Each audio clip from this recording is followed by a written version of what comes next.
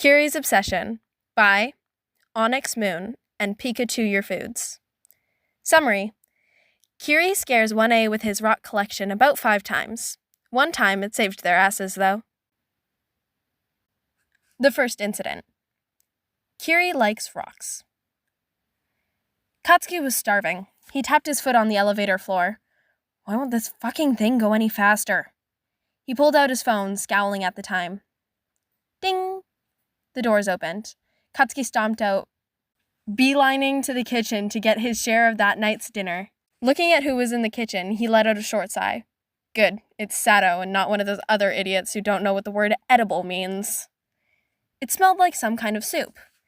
As Katsuki was going to sit down, he noticed Shitty Hair with a rock? His eyes were getting as bad as his ears now, or was that a small purple rock? It'll be all right, Eminem. You just have to wait a little more to eat. Shitty Hair had a shark tooth grin as he poked the rock. Could you even call it a rock? It was more like a pebble. Katsuki just stared with a contemplative face and a crease in his brow. Is he okay? Hey, Bakugo. Everything good? Yeah, it's fine, Shitty Hair. Then he promptly stalked off, finding a place outside to sit so he could organize his thoughts without any distractions. What in the high hell was that about? He never asked Shitty Hair about it. The second incident. Izuku meets Kiri's nerd. Izuku hated to admit it, but he kept his nerd slightly hidden. Not enough for the class to not know that he likes heroes, but just enough that they don't know about his analysis notebooks. It was still the first week of being in the dorms, meaning that most people were high-strung. Others took to it to fish like water. He was not part of this group. Oh, did he wish he was, though. Not sleeping for more than 6 hours in 2 nights was not doing him any favors, and to ease his mind of some internal anxiety, he started to walk around the dorms, stopping on every floor and listening. From the 2 days he's done this, Izuku has heard Jiro's music. She listens to a wide variety from what he could tell. Sato's snoring, Tokuyami's quirk and rituals. Izuku shuddered at the thought of being dragged into one. One nightmare from Todoroki, Shinso having some insomnia trouble, which he only found out from the small giggles that echoed out of the room after checking on him. Curiosity killed the cat, and he was next. He knew that. He was gifted quite a few cat gifts for being the curious cat, so I guess satisfaction brought it back. This was his 3rd night of patrolling around the dorms. It was slightly after dinner, in which they all learned a lesson. Kaminari should not be cooking. Izuku is just happy that he's now banned from cooking. Kachan was luckily in enough of a decent mood to offer to cook edible food, so they ate a bit later than they would have liked. So they got something simple for him to make. Not in Uraraka's opinion, but everyone knew why. Walking down the hallway, he heard talking. It didn't sound like whoever it was getting responses. They were just talking. He mumbled, so he understood the need to hear one's voice. Approaching the source of the sound, Izuku realized just who was talking. It was Kirishima. So he knocked like every other time something felt odd. Waking up Todoroki was the only one that he's regretted, and the Tokuyami one will not be spoken of. Kirishima opened the door with a large shark-toothed smile. Hey, Mito, what are you doing up? It was only 9-ish, right? He quickly checked his phone and then looked up. It's 8:46 p.m., Kirishima. What time do you think it was?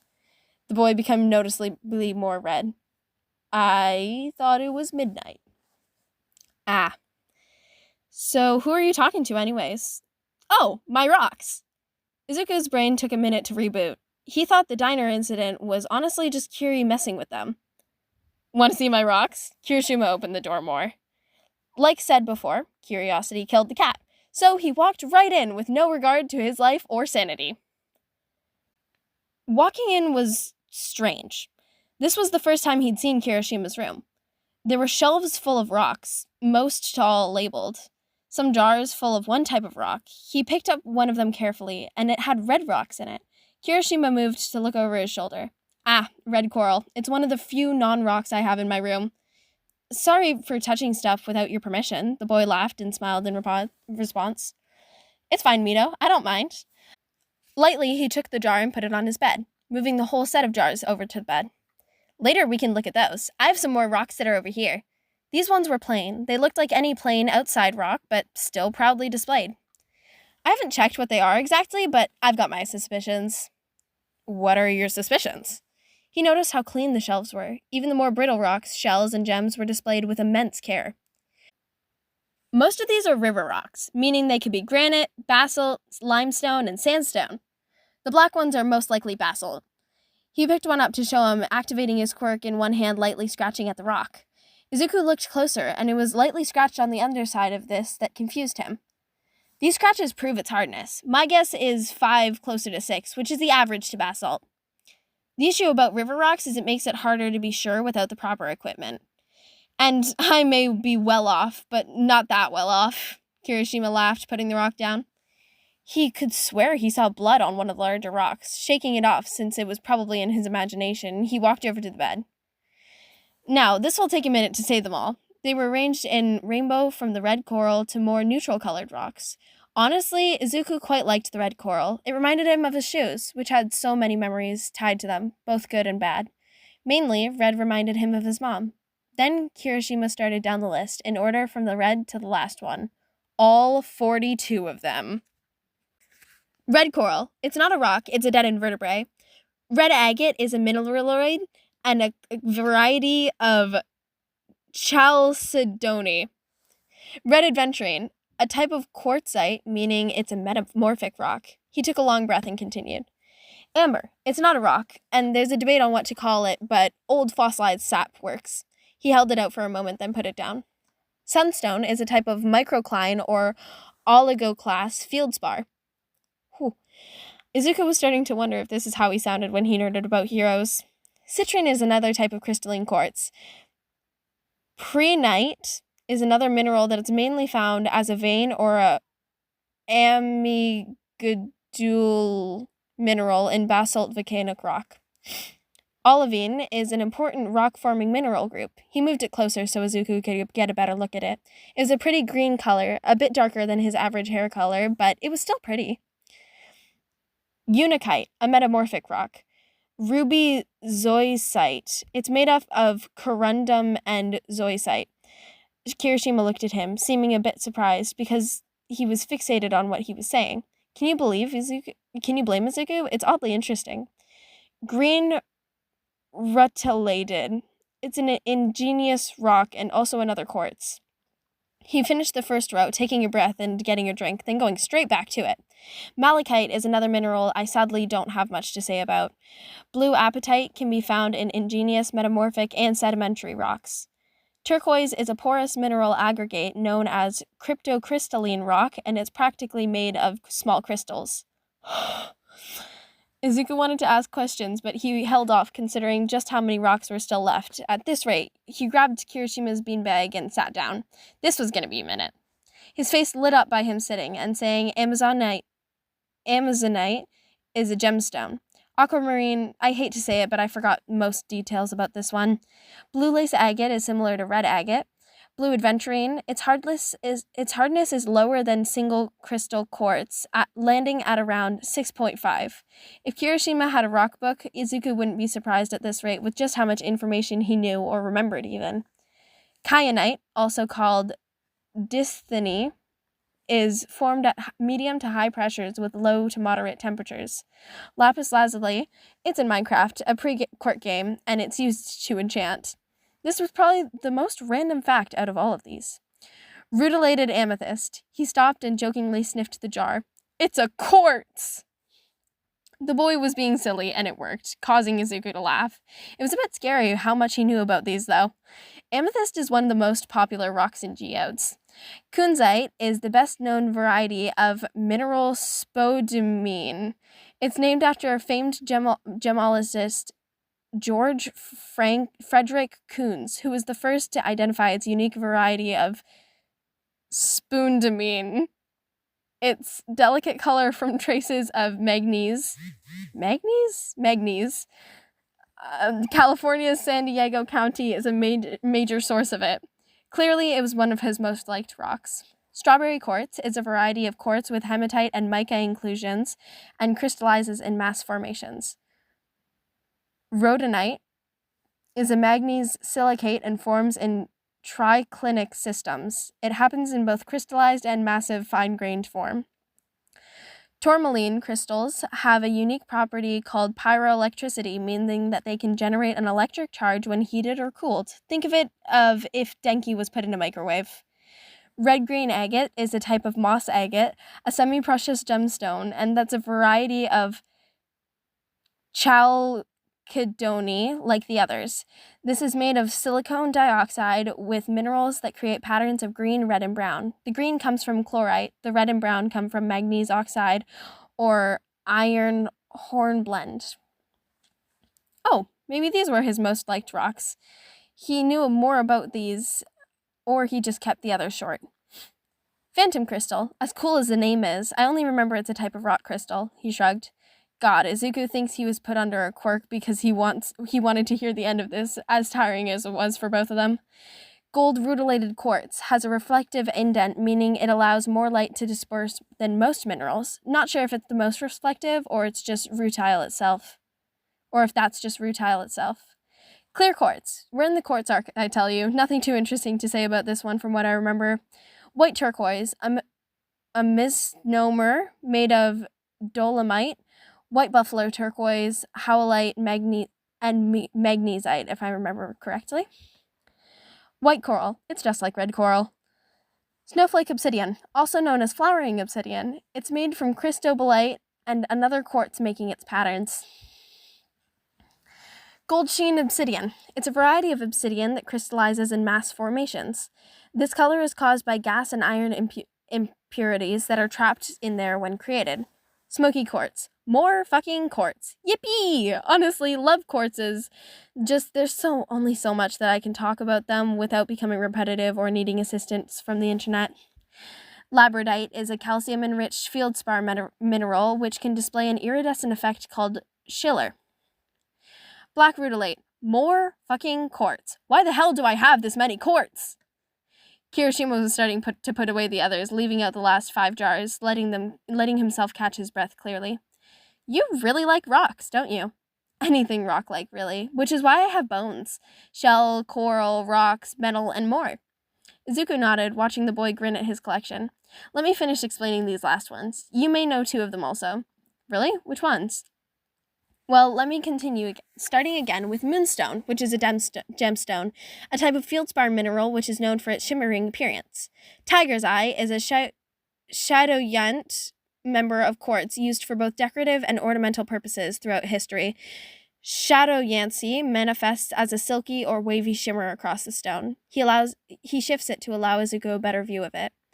A tiger's eye quartz is made up of quartz with ingrown fibers of amphiboly that were altered to golden or rusty brown limonite. And in a nutshell, more fucking quartz, but quartz with history. And not just. Kirishima uses his fingers to make air quotes. This pretty rock heals your bones. Do you like that one? Out of most quartzes, it's most of my favorites. Izuku nodded, letting him continue. Leopard skin jasper is a rhyolite, which is a type of extrusive igneous rock formation on the surface of the earth by molten magma following a volcanic eruption, inside the group of rhyolites that are collectively known as orbicular jasper.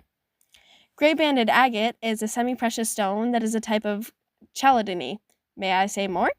Izuku was curious, but he shook his head. He was getting tired. One of my other favorites, fluorite, also known as fluorspar, is a mineral that's primarily made up of calcium fluoride, also known as CaF2.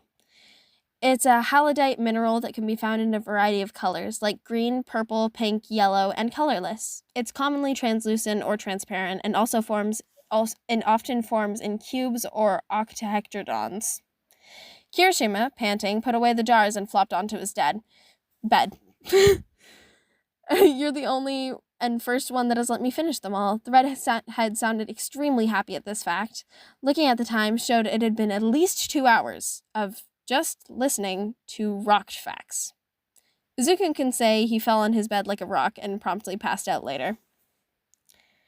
When I found out, they called it his second quirk. The third incident. Sleepover. Tonight was the Baku squad's first sleepover night. Mina had been bouncing off the walls all day, chattering to the group about what she had planned, setting up a few pre-quirk games like Trash, Monopoly, and Uno. The one that was first out was Trash. Denki was messing with Sero. Their plus ones were Jiro and Todoroki, respectively. Mina brought herself Hagakure, and Bakugo, since he wasn't allowed to bring Kiri, brought Tokiyami in the hopes that he would mellow out everyone else. When the time finally rolled around and everybody but Kiri and his plus ones were there, they just had to wait for Kiri to get there. Mina had begun to pass out snacks when... Crash! Sorry I'm late.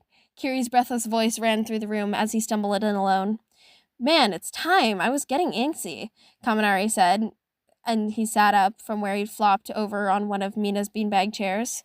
Yeah, I would have been here sooner, but I couldn't choose who I wanted to bring. Kiri gave a sheepish laugh. Who's your plus one? Since you got to bring a plus one. Bakugo scoffed, rolling his eyes. Yeah! Kiri held up something that Mina had not seen he was holding. It was a pink-colored rock with paws on it, clearly painted. Kiri, that's a rock. Kaminari was the first one to mention this very, very clear fact. Sero and Todoroki were just frozen, staring at the rock.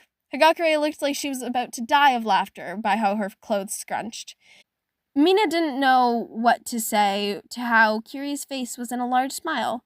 She heard in middle school that he had a rock collection, but this was the first time she'd ever seen it. Well, Denki, this rock is Chloe. He held the rock up to Denki. No one in the room had the heart to deny Kiri's large smile with this one. If everyone took a picture with the rock, sending it to the group chats 1A, that's 1A's secret.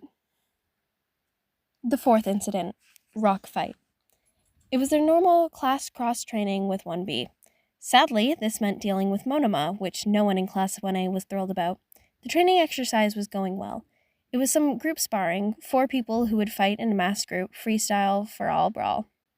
Bakugo, Midoriya, Tetsu, and Kendo's fights finished up with Midoriya coming out on top, mainly due to his insane pain tolerance allowing him to continue after kicking Tetsu into Bakugo by pure luck. Green sparks still came off the boy as Recovery Girl, who was on standby for this excess, gave him a smooch, causing the kid in question to relax and go sit down with the other 3 who were being called out by Recovery Girl.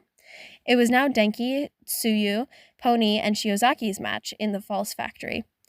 Then Monoma opened his big-ass mouth, kicked the dumbass Pikachu and Frog bitch's asses.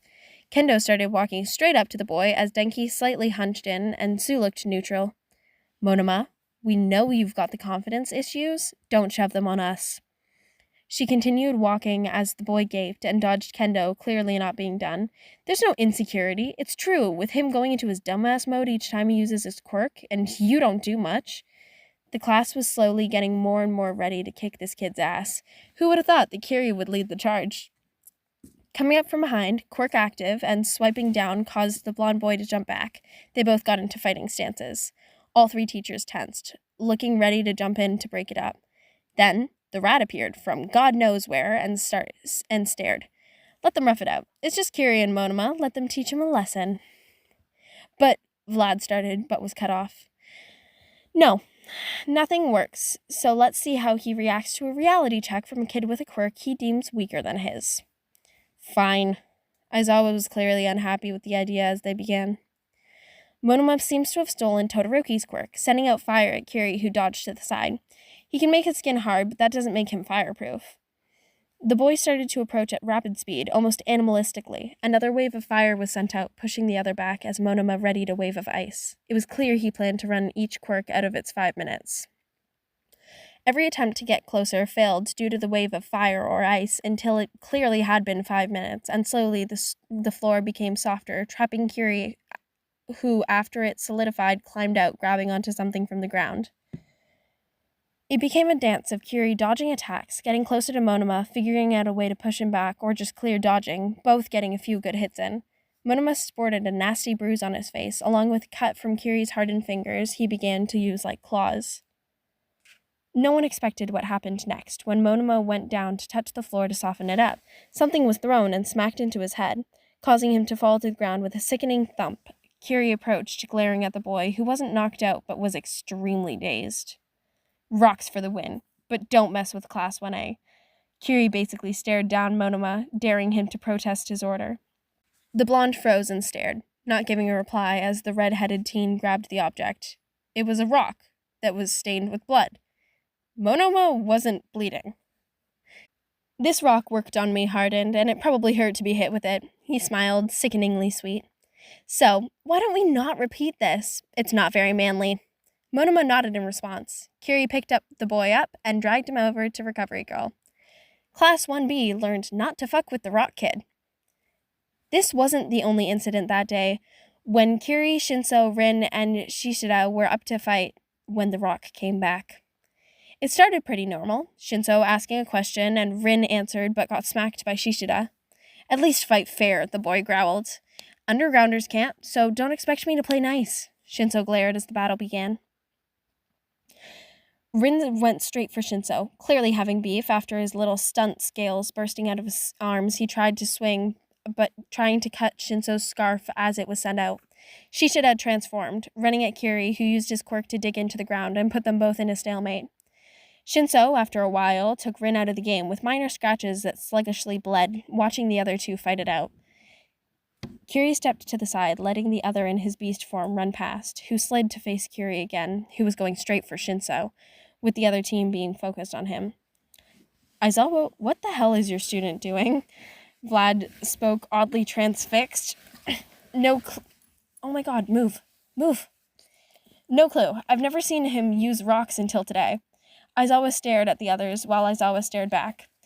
This surprised the purple kid, causing him to yelp slightly, readying to fight. But the moment his scarf was flung out, the beast lunged for Kiri. The red-haired teen grinned, pulling out a rock from earlier and grabbing onto the scarf, letting it wrap around his arm and pulling it taut with the beast running in the middle. Shinso started to panic, since he didn't have enough leverage to stay on his feet.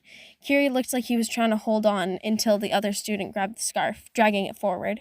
Kiri let himself be flung back behind the other boy, kicking off into the air, and once the other boy stopped dragging the rock in Kiri's hand was pulled out and came right down onto his head, knocking the much heavier boy out, landing onto the scarf, forcing both of the others to fight almost weaponless. The redhead had a rock, and knew how to use it. And by the end of it, Kiri had Shinso on the ground with his quirk active. Everybody now slightly fears Kiri. The fifth incident. Walking rocks. Hawks was lost. He had been trying to get to UA for a meeting about a teacher, but ended up in the forest surrounded by the school instead. It looked so small from the outside, but nope, it was like a jungle. He was hopping from tree to tree, trying to find a way out, when he heard a voice. It isn't so pretty out here. Hawk scanned the area, trying to locate the voice. It sounded young, like a child. A red-headed boy walked around the corner. Hawks jumped back up to the tree to get a better look at the boy.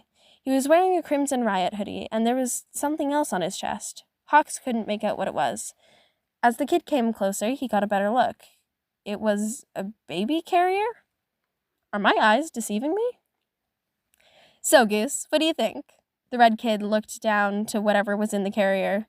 Hawks was getting jittery. He wanted to know what was in the thing, and he gave in, silently jumping off the tree, unfolding his wings and flapping over the boy. Looking down into the carrier, he squawked, losing his balance and falling out of a tree. He landed right in front of the boy, who jumped back in surprise. When Hawks looked up, he was clutching the carrier to his chest. Are you okay, sir? It's a rock. It's a rock. Why is it a rock? Hawks's muttering became unbearable. Sir? Yes? Hawk snapped his head up to look at the red-haired boy. I'm fine. He sounded confused. He points at the carrier. What's in there? Hawks really hoped he had seen it wrong. Oh, this is Goose. The kid pulled out a large red and orange rock. Nope, that was a rock. He had to be asleep. He hoped he was asleep. Why are you carrying it around? The kid cradled the rock, giving Hawks a pointed smile. Because he's my favorite one. Don't tell the others that. There were more? Hey, why do you look like you're about to faint? Also, what do I call you? The red kid asked, the last part chipperly. Just call me Hawks. And because who carries around rocks like they're children? Me? The boy said in offense. And you can call me Kirishima. Okay, well, Kirishima, can you tell me where the school is? I have a meeting with Nezu and I'm severely late. Hawk stood, stretching his wings. Oh, yeah, it's right over there. He pointed to the right of them. He follows his finger and then sprang off. Thanks, kid, Hawks hollered back. What was that about? Seriously, was that kid okay? I'll have to tell Nezu about it. Hawks mentioned it to the rat and he was brushed off. The sixth accident. Kiri saves their asses. The news crackled to life about a serial terrorist whose quirk was odd. All anyone knew is they could hide things, but had to tell people in some way what the item was hiding as.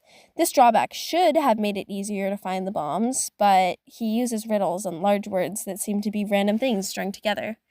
Some of the people that had heard of these attacks mentioned them having themes ranging from animals to pre-quirk shows, things that most pro heroes are never trained in. Class 1A went out on a walk, with Shota being forced into their chaperone for this little trip. And as much as he protested his problem children being allowed outside of campus with a bomber loose in Japan, the other teachers said the probability that his class running into them were low to none. Shota disagreed, considering what was right in front of him. The bomber grinned, staring down at his class, and Shota knew his quirk didn't work. He'd already tried, and the villain had laughed with glee. "Aw, does your racing quirk not work?" Shota ignored the taunting and shifted into a battle stance. "Ooh," the man shook his finger. "I wouldn't do that if I were you. I mean, there's a bomb in the area. You wouldn't want your poor students being caught up in it." His class looked ready to beat his villain's ass at the comment.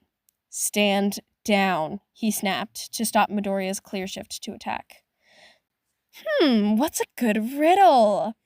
Why don't we change it up with a reference? How to kill a geologist would be very easy with my blank, but my wooden bat is more effective. Kiri flinched as the villain ran off, starting to look around. What are you doing, shitty hair? Just let me see something. His eyes lit up as he ran over to the fountain. Kirishima! Shota shouted to get the boy's attention. Kiri ignored him, looking like he was grabbing something off to the side. It was a knife with a black blade. So, how does this guy's quirk work exactly? The redhead looked at him. Wait. The knife shifted, causing them all to flinch. Kiri put it on the ground and hardened its skin as it became a ball, landing on top of it as it exploded, shooting the boy up into the air.